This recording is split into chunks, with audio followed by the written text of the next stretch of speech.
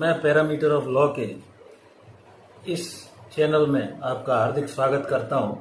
आज का important topic है इंडियन कॉन्स्टिट्यूशन, भारत के संविधान का directive principle of state policy. ये संविधान के नीति निर्देशक तत्व कहलाते हैं जो आर्टिकल 36 से 51 तक में वर्णित किए गए हैं।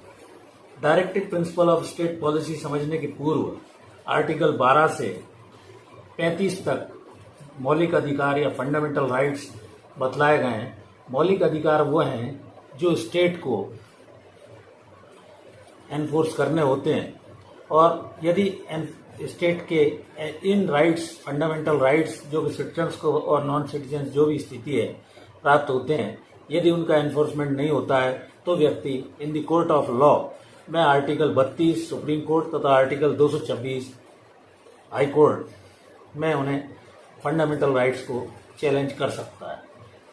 छत्तीसगढ़ में एक महत्वपूर्ण चुनाव जो 2.5 वर्ष के करीब पूर्व हुआ था, अजीत जोगी की पार्टी ने एक अलग पार्टी बना ली थी और इसके मैनिफेस्टो में, स्टैम्प पेपर में कुछ डिक्लेरेशन अपने दिए थे। स्टैम्प पेपर पे मैनिफेस्टो बनाया गया था। कोर्ट के चैलेंज इसको, अगर वो पार्टी पावर में आ जाती और नहीं करती तो लोग उसको कोर्ट में चैलेंज कर सकते थे। इस मैनिफेस्टो फुलफिल न करने का कोर्ट में जाने का एक राइट था। अब directive principle of state policy क्या होती है ये मैं आपको बताता हूँ। इंडियन कॉन्स्टिट्यूशन में ये काइंड ऑफ, जैसे फंडामेंटल राइट है, वो काइंड ऑफ पॉजिटिव राइट के रूप में नहीं होकर उन राइट्स के लिए स्टेट के अगेंस्ट रिट द्वारा उस राइट्स को एनफोर्स कराने के लिए कोर्ट ऑफ लॉ में जा सकते हैं। इनका जो डीपीएसपी का directive principle of state policy, जिसे शॉर्ट में डीपीएसपी कहते हैं, इनका गोल है सोशल, इकोनॉमिकल और पॉलिटिकल गोल को अचीव करना, जो पार्ट 4 ऑफ द कॉन्स्टिट्यूशन में आर्टिकल 36 से 51 तक वर्णित हैं, जबकि फंडामेंटल राइट कॉन्स्टिट्यूशन के पार्ट 3 में आर्टिकल 12 से 35 तक बतलाए गए हैं। फंडामेंटल राइट्स नेगेटिव राइट्स के रूप में होते हैं जिन्हें एनफोर्स करने के लिए, कराने के लिए कोर्ट ऑफ लॉ में व्यक्ति शरण ले सकता है, जिसके भी राइट इन्फ्रिंज होते हैं। जबकि डीपीएसपी एक नॉन एनफोर्सेबल या नॉन जस्टिफिएबल राइट है, और जबकि फंडामेंटल राइट जस्टिफिएबल राइट है। जस्टिस अचीव करने के लिए political justice, economic justice, social justice, इसको प्राप्त कोर्ट ऑफ लॉ के द्वारा प्राप्त किया जा सकता है। जबकि DPSP directive principle of state policy article 36 में ये व्यवस्था देता है कि ये नॉन डेफिनेशन क्लॉज है आर्टिकल 36 में, जबकि 37 में ये directive principle of state policy are not justifiable rights. State को नया लॉ बनाने के लिए इनका रेस्पेक्ट करना ही होगा और मोरल ऑब्लिगेशन के रूप में ये होते हैं। डीपीएसपी फॉलो करने के लिए पब्लिक ओपिनियन को सुधारना होगा, अर्थात आम लोग उसके पक्ष में हों, पॉपुलर उनका वोट तभी प्राप्त किया जा सकता है, तथा 5 साल के बाद अन्यथा गवर्नमेंट दोबारा से पावर में नहीं आएगी। इसलिए पब्लिक ओपिनियन सुधारने के लिए, जनमत संग्रह करने के लिए directive principle of state policy को फॉलो करना ही होगा। हमारा देश जब आज़ाद हुआ था तो उसमें सोशल, इकोनॉमिकल और पॉलिटिकल जस्टिस को अचीव करने के लिए ये directive principle of state policy तथा फंडामेंटल राइट्स रखे गए। इसमें 3 तरह की स्थिति डीपीएसपी के लिए बतलाई गई है, जिसमें जैसे जैसे डेवलपमेंट होता जाएगा, विकास होता जाएगा, वैसे वैसे सोशलिस्टिक, गांधीनियन तथा लिबरल, ये 3 थ्योरीज अपनाई जाएंगी। सोशल वेलफेयर स्टेट के रूप में डीपीएसपी में equal pay for equal work, इसमें कुछ आर्टिकल हैं जैसे आर्टिकल 38, 39, 39A, 41, 42, 43, 43A, 47, जैसे लैंड एक्विजिशन सीलिंग एक्ट वगैरह, equal pay for equal work, समान कार्य के लिए समान वेतन का सिद्धांत, ये सब रखे गए।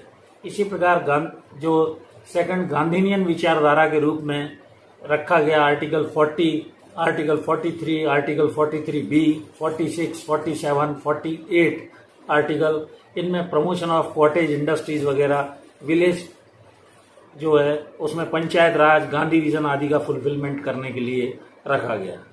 और इसी तरह लास्ट जो एक लिबरल एटीट्यूड या लिबरलिज्म उदारवादी, इनमें यूनिफॉर्म सिविल कोड के रूप में आर्टिकल 44, 45, 48 ए, 50 और 51, जिसमें प्रिंसिपल्स को, इंटरनेशनल प्रिंसिपल्स को प्रमोट करने की व्यवस्था दी गई। इसके बाद इम्पोर्टेंट जो अमेंडमेंट्स हुए, आर्टिकल 42nd अमेंडमेंट के द्वारा article 39, article 39A, 43A, 48A को लाया गया। इसी प्रकार 86 जो अमेंडमेंट था उसमें आर्टिकल 48 को लाया गया, 45 को लाया गया और आर्टिकल 97 97वां जो संशोधन था उसके द्वारा 43B को लाया गया। तो इस प्रकार कुल मिलाकर directive principle of state policy enforceable या जस्टिफिएबल नहीं है, जबकि fundamental right justifiable in the court of law है। तो एजुकेशन सबसे पहले किसी भी पार्टी के कैंडिडेट के लिए उसकी एजुकेशन, उसका पास्ट रिकॉर्ड और मैनिफेस्टो जिस तरह देखते हैं, उसी तरह इन भारत के संविधान में फंडामेंटल राइट्स जो कि किसी भी सिटीजन्स को प्रोवाइड किए गए हैं, जैसे आर्टिकल 14 है equality before the law and equal protection of law, article 19 है freedom of speech and expression, article 21 है life and personal liberty of the person. तो उसी प्रकार आर्टिकल 20 है एक्सपोस्ट फैक्टो लॉ, तथा डीपीएसपी के रूप में जो कि नॉन जस्टिफिएबल है आर्टिकल 36 एंड 37, जो कि सोशल, इकोनॉमिक और पॉलिटिकल जस्टिस के लिए अचीव करने के लिए डेवलपमेंट के साथ साथ उनमें परिवर्तन लाया गया। तो मैंने ये directive principle of state policy जो कि सोशलिस्टिक, गांधीनियन और लिबरलिज्म के प्रिंसिपल पर आधारित हैं, इनको हमारे भारत के संविधान में रखा गया है। और जैसे समान कार्य के लिए समान वेतन है, लैंड एक्विजिशन एक्ट है तथा म्यूनिसिपैलिटी एक्ट आदि गांधीनियन विचारधारा के रूप में विलेज पंचायत आदि लाए गए, तथा इंटरनेशनल प्रिंसिपल को प्रमोट करने के लिए जिनमें वाटर पॉल्यूशन तथा फॉरेस्ट एक्ट आदि लिबरलिज्म के रूप में दिए गए। तो मैंने आपको सरल भाषा में नीति निर्देशक सिद्धांत क्या है इस बारे में बतलाया। आशा करता हूँ मेरा यह वीडियो आपको अच्छा लगा होगा।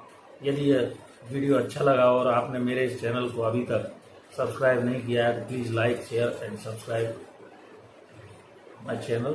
Thank you for watching this video. नमस्कार।